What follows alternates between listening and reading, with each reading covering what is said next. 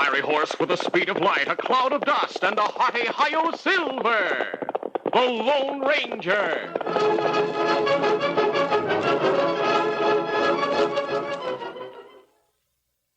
General Mills, makers of Cheerios, the ready-to-eat oat cereal that gives you go power, and Wheaties, the breakfast of champions, present by special recording, The Lone Ranger. G-Man Jimmy is 8 years old. He is strong and he is bold. He can capture outlaws 'cause he knows he's got go power from Cheerios. Yes, he's got go power. There he goes. He's feeling his Cheerios. Cheerios, Cheerios.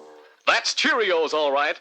The nourishing oat cereal that's shaped like little letter O's. The ready-to-eat cereal with a wonderful toasted oat flavor. What's more, every delicious spoonful of Cheerios and milk is real muscle-building food. That's right. Each spoonful contains vitamins, minerals, and proteins your body needs. And these good things in a Cheerios breakfast do good things for your body. Help you have healthy nerves, good red blood, strong bones, and muscles. Yes, Cheerios is made to give you real go power. So try Cheerios, the famous oat cereal that needs no cooking. And soon you'll hear people say, he's feeling his Cheerios.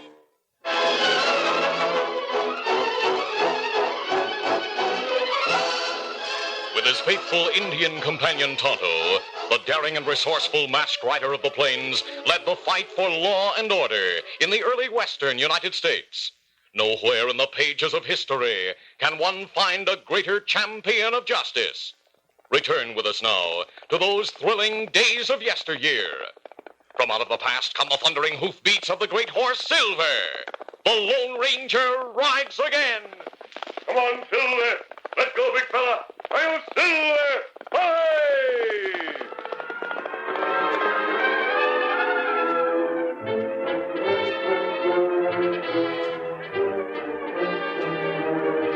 Rick Jackson was convicted of robbery and murder.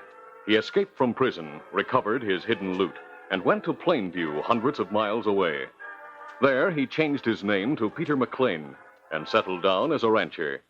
2 years later, he was a respected citizen and was elected a member of the town council.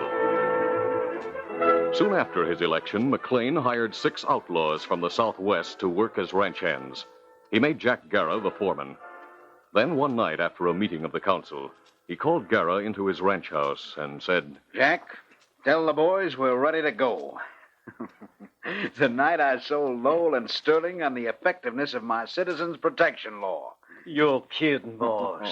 Jack, they have so much confidence in me, they accepted the law as I wrote it. They passed it tonight. Well, I'll be... Do you mean that from now on, Marshal Carson and his deputies will have to guard all money shipments that come into this town? They certainly will. It will be their duty to protect all commercial vehicles known to carry cash money within the boundaries of Plainview town and county, while such vehicles are in transit. And here's the part Lowell and Sterling overlooked. Yeah? All business organizations and individuals in Plainview are compelled under penalty to advise the marshal's office when cash funds are to be shipped or received by commercial vehicle. Oh, stop it, boss. That's enough. Oh, man, I can't believe it. You mean Sterling and Lowell didn't get wise to what that clause is going to mean? Oh, why should they? There haven't been any holdups yet. Yes, but there will be, boss? Yes, Jack, real soon. And before anyone's aware of what's happening, we'll clean up a fortune. Tell the boys I intend to give all of them a generous share of the loot. As soon, of course, as we've gathered a really worthwhile sum. All right. Just make it soon, boss. When do we start knocking off the stagecoaches and express wagons? As soon as I study the first lists made out in accordance with the law. When some firm makes or receives a shipment of money, it'll advise the marshal. He, in turn, will advise the town council as a matter of record. Now, listen, all such information will remain the sole and secret property of the marshal's office and the town council, thus ensuring security and providing... During the weeks that followed, McLean's gang used the information of money shipments. They struck repeatedly, and each time escaped with thousands of dollars in stolen cash. After the 7th successful robbery, McLean promised the men to split the cash after one more job.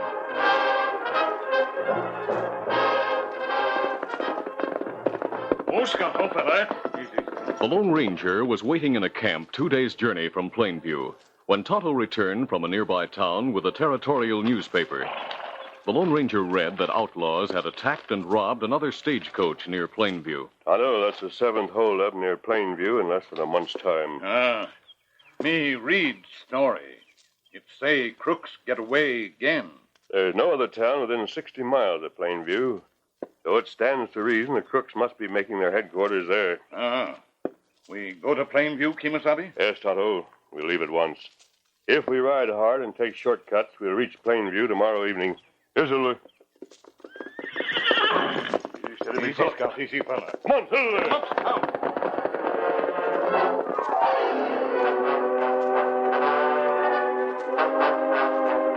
The following evening, Pete McLean and the other members of the council attended a special meeting called by Banker Lowell. The banker said, Men, I think the new law was a mistake. Huh? Since we passed it, there have been 7 robberies near Plainview. That's right, Lowell. And it is the citizens of Plainview whom the law was designed to protect who have suffered. That's just what I was about to say, Sterling. In every instance, the money stolen was either shipped by or intended for some person or firm in this town. Oh, I never noticed that. And they were the people who confided in the marshal and our group in order to ensure the safety of their money. We gave our words to keep the information secret. Lowell, do you suspect one of us or the marshal of passing the information to the crooks? Of course not. In that case, how could the outlaws find out about the money shipment? By using their heads and their eyes. They know the protection law is on the books, and they know what it stipulates. Well, that's true. They know the marshal and his men must protect outgoing shipments. And they know that he must ride to the county border to meet incoming shipments. Why, of course. Yeah. By watching the marshal's movements, they'd know which vehicles carried money. And the robberies always occur just outside our county, where the marshal has no jurisdiction. Yes. We should have thought of that when we passed the law. Well, we didn't. So I want to see that law repealed at once. Well, I'm with you on that, Mr. Lowell. So am I. As you know, I have a $25,000 shipment for the Kansas Cattle Dealers Union going out on tomorrow's stagecoach. Yes. Well, as soon as we vote to rescind this law, I'm going to the marshal's office and tell him to forget about having his men guard that coach. That's a good idea. If outlaws are watching Carson's movements, they'll believe the coach isn't carrying any money when they see his men are not with it. Yes. There'll be no need for anyone to know the law's repealed until later in the week. Let's have a formal motion then, shall we? Meanwhile, Marshal Carson studied papers in his office across the street. His deputy sat with him at the desk. Suddenly, the back door opened. Both men turned quickly. Then the marshal grinned. Well, Tonto! Say, it's good to see you. How, Marshal? Well, come on in. Oh, say, is your friend with you? Him wait back in grove, trees. Him not risk being seen. Well, tell him to come here through the back door, Tonto. He'll not be seen in the dark. There's no one here except my deputy, Ross Finley. And it'll be the thrill of his life to meet your friend. Me get him. Me not be.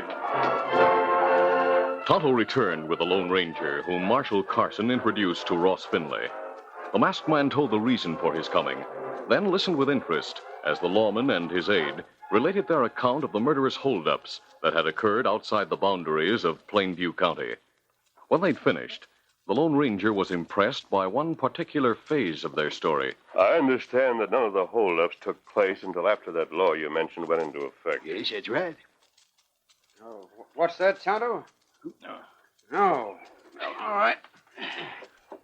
Say, there's 3 councilmen, Sterling, Lowell, and McLean. They're coming here. Well, We'll wait in the other room so they'll not see us. Come on, Tonto.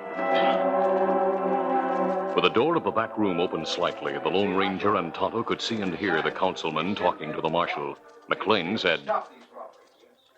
Marshal, forget about riding with the stagecoach tomorrow when Mr. Lowell's money is shipped. The crooks don't see you and your friend, they'll figure there's nothing of value on the stage. After the councilman had left, the masked man and his Indian friend rejoined the marshal and his deputy. Marshal, we had a good look at the councilman. We were especially interested in McLean. What do you know about him? I understand he's a rancher who came here a little over a year ago from Kansas. Where, by the way, he was born. There's no trace of Kansas in his speech, but there is a lot of Texas in it. Say, now that you mention it, mister, I think you're right. Say, what are you trying to get at? I have a feeling, call it a hunch, that I've seen McLean somewhere before.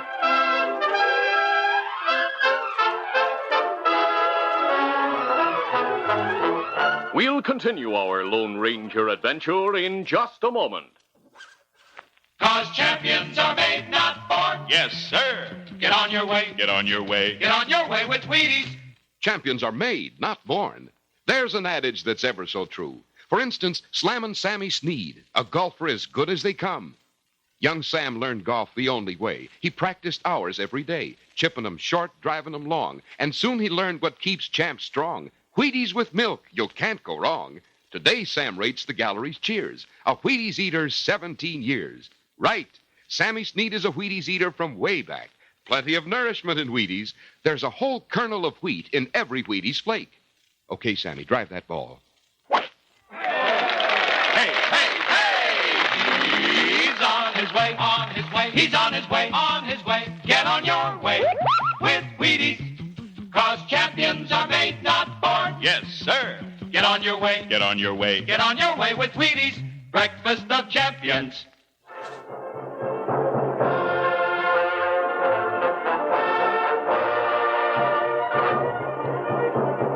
Now to continue. The Lone Ranger and Tonto, after hearing the conversation of the members of the council, felt sure that they had seen the man who called himself McLean before. And the more I think of it, the more I feel that when I saw him, the circumstances weren't pleasant. Me feel same way. Marshal, where is McLean's ranch? Well, let's see. It's 2 miles east of town off the main trail. Why? Well, if you don't mind, I'd like to learn more about the man firsthand. My curiosity's aroused. Meaning you want to go out there, eh? Yes, now. Well, I have no objections. As a matter of fact, I'd like to go with you.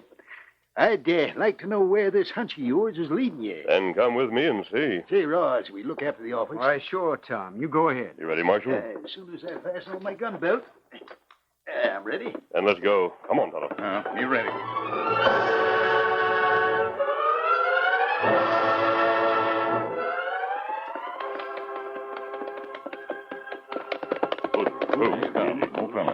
Marshal, is that McLean's house down there? The rear of it, yes. I had you come this way in case you didn't want to be seen. I don't, thanks. Otto, suppose we leave our horses here among the trees. You said a big fella. Easy, fella. Coming, Marshal. Mister, you couldn't keep me away.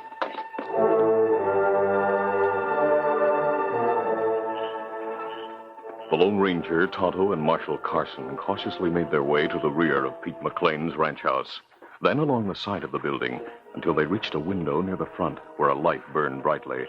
The window was partially opened, and voices could be heard inside. Listen, that's McLean's voice. Yes. Marshal, do you recognize the voice of the other man?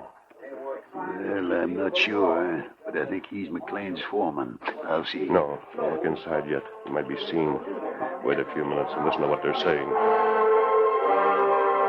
Inside the ranch house, Pete McLean paced the floor as he talked to Jack Garra. There was nothing else I could do. As soon as I saw Sterling was on Lowell's side, I joined in and said I favored repeal of the law, too. I figured they'd get wise to it, boss. Just be glad they didn't get wise to you. Oh, boss, this doesn't mean we'll have to call off tomorrow's job, does it? No. I've had my mind set on that $25,000 of Lowell's. So have the boys in the bunkhouse, boss. They waited a long time for job number 8. You said when we finish that one, you'd divide the loot from all the other jobs. You still got all the cash, haven't you? Yes. It's in the chest over there in the corner. Hey, what's the matter? What are you looking at? Shut up. Don't say anything more. I'm just looking at this bottle, Jack. Have a drink? While Pete McLean made gestures of warning, his eyes were riveted on the open window at the side of the room. But he backed up to a table, removed a decanter, and began to click it against glasses as he talked loudly. I'm thirsty. Come here, quick, Jack. I have to wet my whistle. I'll keep talking. You sneak outside and jump whoever's there. Say something, then go. Sure. Pour me a big hooker, boss. Then I'll go into the kitchen and get some branch water. You know, there's nothing like a little branch water. As the two crooks continued to act, Tonto remained near the window, while the Lone Ranger and the Marshal withdrew a short distance to the grove where they'd left their horses. The Marshal was saying, Are you sure McLean's the Texas outlaw, Rick Jackson? Yes, Marshal. He's stouter and he's changed his appearance. But I remembered him when I saw the other man with Jack Guerra. You'd mentioned that McLean's foreman with Guerra. We might have associated the two sooner. We saw Jackson being taken to prison in San Antonio. Yeah, we heard them say enough to send him to jail here for those stage and express holdups. I'm going in and take him now. Marshal, don't you also want to get the rest of the gang? They're in the bunkhouse. Yeah, that's right. Guerra said that, didn't he? I think it might be advisable to get a posse, Marshal. While you ride to town, I'll stay here with Tonto. Maybe we can learn more before you return. Right. Branchwater was a good idea. Meanwhile, Tonto, who was alone near the house, was listening to McLean's voice inside, when suddenly he felt a gun against his back. All right, you freeze. Raise your hands fast. Me get him up. Well, what do you know? An Injun. What are you doing snooping out here? All right, don't answer. But you'll talk sure enough when we get you inside. Turn around and start walking. We're going into the house. The Lone Ranger saw what had happened and went into action. Inside the house, Tonto remained silent. Redskin, for the last time. What were you doing outside? Snooping, that's what I was doing. I can't figure why a Redskin would be interested in anything I did. But I want to find the answer to that. Redskin, why did you come here? Answer that. No. Me not talk. Oh, no. Jack, gun whip him. Glad to, boss. You asked for this, Injun. Now I'm going to show you not hacking with gun. Let go. Let go my arm. Redskin, let go of his arm. Boss, he's breaking my arm. Shoot him. That's what I'm going to do. Turn him around this way so I can get a good shot. Drop that gun. Hey, Masked. Drop it. all right, hold your fire. That's it. Take Guerra's gun, Tonto, and pick up Jackson's. Me get him. What did you call me? Jackson. That's the name you used in Texas. Tie their hands, Tonto, while I keep them covered. Who are you? What do you want? Doesn't matter who I am. I want the loot from your robberies. So that's it. You want a cut of the holdup money. I want it all. Me know where money is, Kimasabi. It in chest over there near wall. Oh, you're making that rope too tight. Me make sure it hold you. Now listen, mister. Maybe we can make a deal. I'm not interested. You can't get away with the cash. I've got 5 gunslingers in the bunkhouse. Don't try to shout for help. I don't need to. Those boys will hunt you down no matter where you go. Me tie this fella now. Put your hand behind your back. You'd better listen to me. When he's tied, Tonto, we'll gag him. After McLean's hands were firmly tied behind his back, the Lone Ranger and Tonto gagged both men and tied their feet. Then the masked man stepped to the window and drew the shade. It seemed like a wise precaution, but about half an hour later, it was the drawn shade that aroused the curiosity of 2 of the outlaws who stepped out of the bunkhouse. Fresh air's good. Hey, Gimp, look toward the house. You see that living room window? Yeah. The shade's drawn. Well, that's something new. You think McLean's up to something he doesn't want us to know about? Guerra's with him. Say, maybe they're packing the loot for a getaway, figuring to run out on us. Let's go there, quiet. Maybe we can learn something. The 2 men moved silently through the darkness and found the window tightly curtained. Though they could not see into the room, they heard voices. I'm glad the cash is here, Tonto. After listening for several minutes, the outlaws hurried back to the bunkhouse and told the 3 men there what they had learned. McLean and Guerra are captured. We heard an Injun and someone else in the room talking about the cash that's in the house. We gotta move right away. No, wait. We can't just rush in. The men who captured the boss might be watching the door. We'll have to divert their attention for a second. I'll rock through the window to it. A few minutes later, 5 hard-faced men moved grimly through the darkness. 4 stopped near the door, their guns drawn, while the 5th, carrying a rock the size of his fist, went to the curtained window. Inside the house, the Lone Ranger looked at his watch and said, The marshal should be arriving with a posse shortly. Kimasabi. A rock. As both men rushed to the window, the door swung in. 2 men rushed in, firing wildly. And others were about to enter as the Lone Ranger, grasping the situation, returned the fire. The outlaws hadn't looked for such gun speed and accuracy. The 2 who had entered fell with bullets in their legs. The others stayed outside. as Tonto's gun sent bullets through the open door. Close that door, Tonto. I'll disarm these two on the floor. My leg. You're lucky we aimed low. You pay for shooting us. You'll never leave here alive. Our pals outside will get you. Horses come this way, Kimasabi. The marshal must have returned. The marshal? Yes. Him here with men. We're on his side of the law.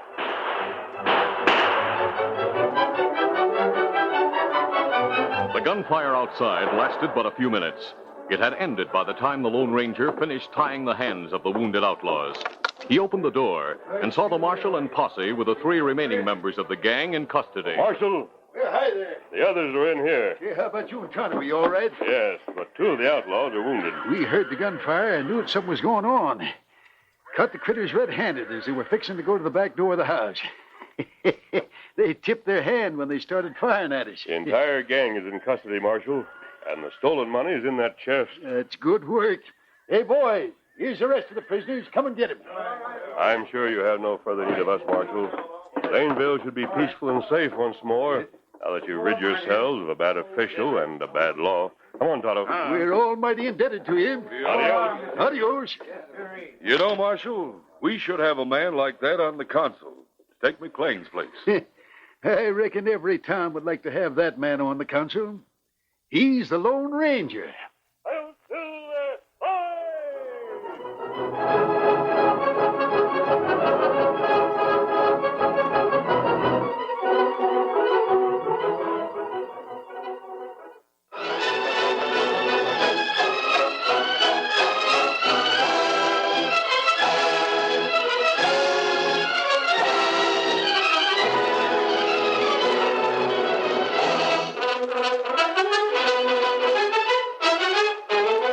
The Lone Ranger, a copyrighted feature of the Lone Ranger Incorporated, is produced by Twendell Campbell Muir Incorporated.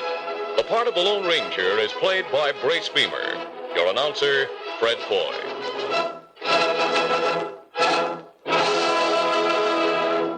Listen to The Lone Ranger, brought to you by special recording Mondays through Fridays at this same time.